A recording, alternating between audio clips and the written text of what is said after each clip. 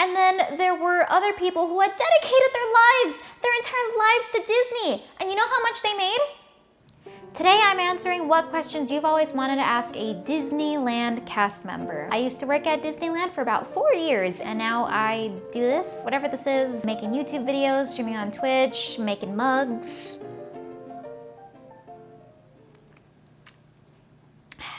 Here are the top 10 questions that you wanted answered. Pigeon asks, where is Walt Disney's head and how much would it cost to buy it? And how much would it cost to sell it on the black market? Where is Walt Disney's head?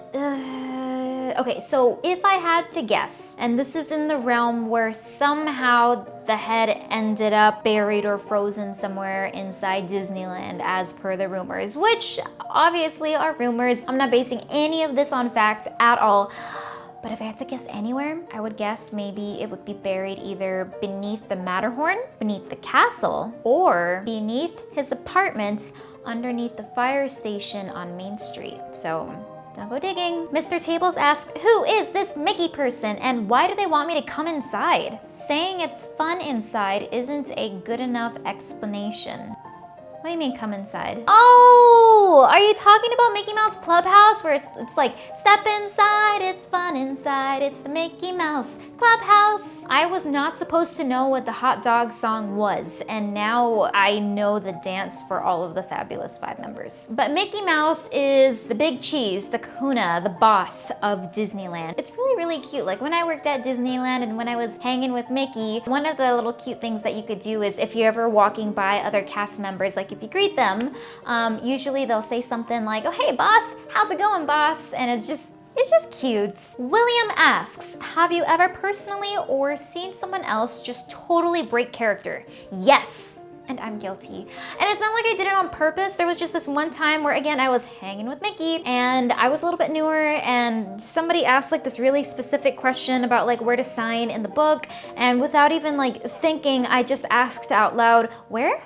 The thing is, Mickey's not supposed to talk. None of the characters are supposed to talk. That's what the hosts and the photographers are for. And I ruined it. Luckily, I don't think a lot of people heard me and there weren't even that many people around anyway, but that's definitely a big no-no. I've gotten in trouble for that when I've done it on purpose. I think I was hanging with Minnie Mouse and I can do a pretty decent Minnie Mouse voice. If you saw my last video, if Disney cast members distributed the vaccine, I, did like a few like Minnie Mouse voices here and there. And especially like when I was at Disneyland, I mean, obviously I wouldn't do that all the time, but some children are just like the perfect age where they're not gonna remember. They're like 2, they don't care. And so every once in a while, like, when you're hugging a little kid for that last goodbye and they're about to leave and you're never gonna see them again, sometimes you just say bye. And I guess a lead overheard the child telling the mom like, oh, Minnie said bye to me. Like the lead didn't even actually hear the interaction. He just heard the child walking away and I got in trouble for that. Don't talk! The mouth on the thing doesn't move. It looks fake. Dump it. Because now I set this expectation for this child and next time they come to Disneyland, they're gonna expect the Minnie Mouse to talk to them and I'm gonna like ruin the magic that way. And it's like, I just gave that kid a great memory if he remembers it at all. I promise when he's older and he has a blog or a YouTube channel, he probably won't remember. Logan asks, what is your worst experience with a person at the park? Okay, so I'm glad you said person because I think the worst experience, like, yeah, there's always kind of like asshole guests. I think the worst experience that I've had with people, I love the actual job, but when you get into like the politics and the seniority of Disneyland entertainment, they like to go with outside hires. So maybe it's a manager from a super trendy store, a manager who used to manage the attractions department over in California Adventure or something, where they weren't necessarily hired into the roles that they're about to be managing, So I think when I had interactions with those types of supervisors, my least favorite. Laura asks, do people lie about their hometown on their badge? I mean, you could. I don't see why. I've had 2 different town names on my badge. I had my original hometown where I was born, and then I had the town that I ended up moving to, which was Anaheim. I moved there for work. And most people, like if they weren't from California, which a lot of people who end up working at Disneyland are not always necessarily from California. A lot of people grow up like in the Midwest or something, dreaming. Like there's the people who like dream of making it in Hollywood and they're gonna be in the movies and they're gonna have a star in front of the Chinese theater. And then there's the people who want to work at Disneyland. And I mean, it's cool that you have dreams, props to the dreamers, but it's like, that's it? Like, I think Disneyland is like the best job, especially to have like during college, especially, depending on what you want to do. Like if you want to keep growing in like entertainment and like customer service and guest relations stuff, then yeah, maybe staying at Disneyland, getting years under your belt, awesome. But I don't know, like the people who are just like straight up Disney babies, like that's weird to me. But you know what? Those are the people who make the most magical experiences for you when you go to the parks as a guest. They do a really good job. I wish that they would be compensated better. That was one of the reasons that I ultimately left. So luckily, not only was I not like a huge Disney person, but I was also not getting paid a very livable wage. So I don't know how I got to there from talking about hometowns and badges. Okay, Destiny asks, does actually working at Disney/amusement parks ruin the fun? And I would say yes and no, but only because, you know, yeah, you see how the sausage gets made, but you get to play in a sausage factory. Oh, that does not sound good. I was gonna say you get to play in a sausage factory, but But the thing is, the biggest perk about working there was that you not only get to go into the park whenever you want, but for most days out of the year, you can sign in people, like up to 3 friends, and you get to just play in the parks. And honestly, like, it's kind of genius of Disney, where instead of giving people Christmas bonuses when they already are not making a living wage, they give them coupons to come back to the park and more tickets to come back to the park so that they'll spend their money and put it right back into Disney. Oh, it's evil. But especially when Disney is your whole life, I mean, what else are you gonna do? All of your like friends and stuff also work at Disney for the most part, or if your friends don't work at Disney, all they want to do is ask you about Disney and hopefully you'll sign them into Disney. So it kind of does become your life. Being able to like treat your friends and like whip out a 30% off restaurant coupon, it makes a difference. But ultimately, I think it's safe to say, wait a minute. We'd all rather have money. Arthur asks, have you ever witnessed some illegal activity in the park?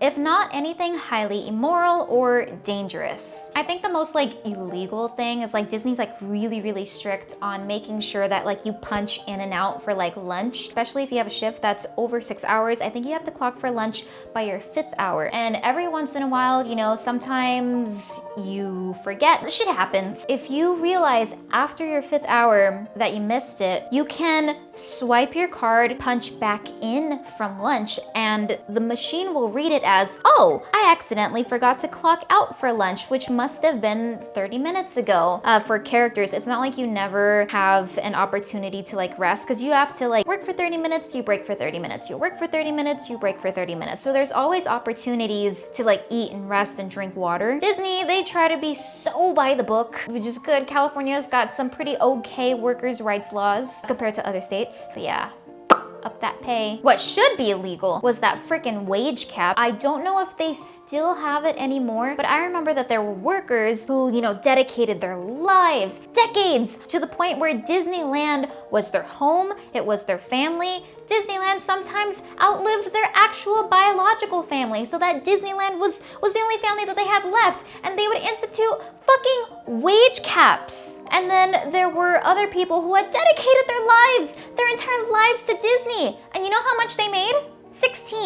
$16 an hour for dedicating your entire life to working full-time at Disney, because that was the cap. Thankfully now, thanks to Bernie Sanders, the starting pay for Disneyland performers is around 16, I want to say, like beginning. But I mean, with like cost of living, especially in Anaheim, that's not necessarily good enough. I mean, I don't know how many of you have seen that documentary. Yeah, Homeless, the motel kids of Orange County. There's a lot of kids who live in the really like cheap motels around the Disneyland resort because cost of living is really bad, especially in Orange County. I'm getting off topic. Mitch asks, what's the worst thing you have had to go out of your way to do to keep a guest happy? I.e. watch my kids. Well, honestly, watching other people's kids kind of became part of your job. If the parents are like riding a nice park bench in the shade, chances are the kids don't want to be wasting their time at Disney sitting, especially in Toontown where almost everything in that area you can play with. Kids sometimes think that applies to the characters too. And it does to a certain extent. I'm not saying don't play with the characters, but it's when the kids come in unsupervised, they run into everybody else's pictures. Sometimes they trip the characters because characters have very, very limited vision and they'll walk in their blind spots. Watch your kids. But in terms of what's the worst thing you've had to do, it's when you're working in the restaurant specifically and your lead pulls you sometimes like from your section, or very rarely, but sometimes even like during your break, they'll pull you back on stage to go take a photo with the family who was complaining a lot. Complaining to the point where they could not wait for you to come back 5 minutes later like you were supposed to. No, they wanted you now because they have a plane to catch. It's the baby's birthday, whatever. A lot of the times they lie to the leads when they say that they've never seen you, and it's like, bitch, I remember you. That was probably the most annoying. And those are the same people too who, like, if they say that like, oh, I didn't get a photo, or oh, I didn't get this autograph, they'll straight up like complain and yell at the poor leads. God forbid the poor servers who have no control over the characters when they threaten to never come back. Yes, great, nobody wants you back. If this is how you act when you come to Disneyland, leave. We don't want you here. Hey, it's Gio asks, did y'all start disliking the characters you worked with because of a bad experience? Not necessarily. The way that it works is for most characters, you kind of audition to be each one, where it's more like you try on the costume and you see how well you can work and animate in it. It's definitely very, very hype based. I would say the only one that I really, really disliked was probably Mike Wazowski. He hurt my back so much. I was only able to hang out with Mike Wazowski once because, ow, I'm so happy that I was able to get out of that because that was going to break my back. I feel like that's kind of how it is for a lot of characters. The ones that people dislike the most are the ones that hurt. Some of the costumes are dated, but a lot of the newer ones are a lot more like efficient in terms of weight distribution or like material. Those are always the ones that we like the best. And last question, Rockstar Sorrow asks, why didn't my parents let me take home the Indiana Jones revolver when I was a kid? Well, I think I'm just gonna have to go with Dipshit. Dipshit said, your parents knew your potential and refused to let you be better than the rest of us. Give them a hug for giving us a chance. Thumbs up. So those were the top 10 questions that I received about what you guys wanted to ask a Disneyland cast member. If there was anything that I missed, go ahead and leave it in the comments below if there's any questions that you're just dying to ask. If you want any more insight about what it's like to actually work as a cast member, honestly, even just checking out my last video, if Disneyland distributed vaccines. But yeah, so thanks for watching. Don't forget to like, subscribe, hit that bell, and if you stick around to watch an ad, you're gonna see what it's like for Eva to get ready. Let me tell you a little bit about Blinkist while we get Eva ready to go for a ride. Eva, come on. If you want to work towards being your best self in 2021 and learning more about the world around you and want to make sure your time is well spent, then Blinkist is for you. Full-length audiobooks. Premium subscribers get special member pricing up to 65% off regular retail price. And the best insights from over 3,000 nonfiction books. You have access to all the titles while you're offline, which is pretty useful when you're driving through rural towns and you're just not getting good data on your phone. Or even when you're flying.